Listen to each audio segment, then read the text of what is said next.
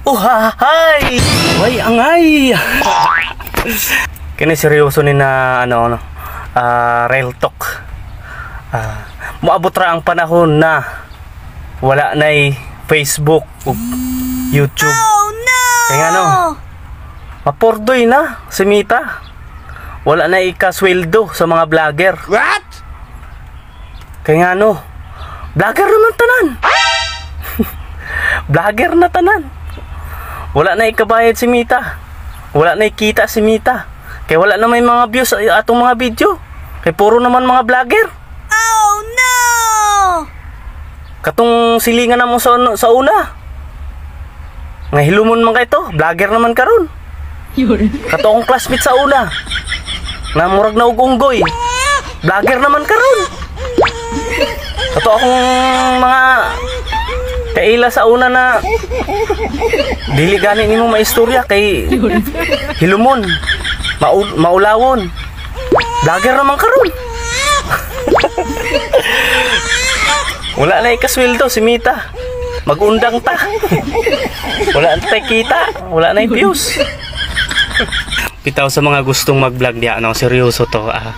Sa mga baguhan na gustong mag-vlog, parehas na ako na baguhan. Padayon lang mo. Bisag lisod kay mo kuhag views karon kay mga vlogger naman nan. Padayon lang gyapon mo. Basin mapansin data ni Mita di ay Kay diri manggod sa social media. Kung gusto ka mag-vlog sa vlogging manggod, kinahanglan manggod diri kanang kuan ba? Kusog kay imong fighting spirit ba? Kanang di ka maulawon, kanang mulahutay ka. Kay dili man ni dali-dali diri god nga makasweldo dayon ka, namudaghan dayon imong views, mga followers. Di man na god. Dari manggod paswerte ay ra manggod na siya.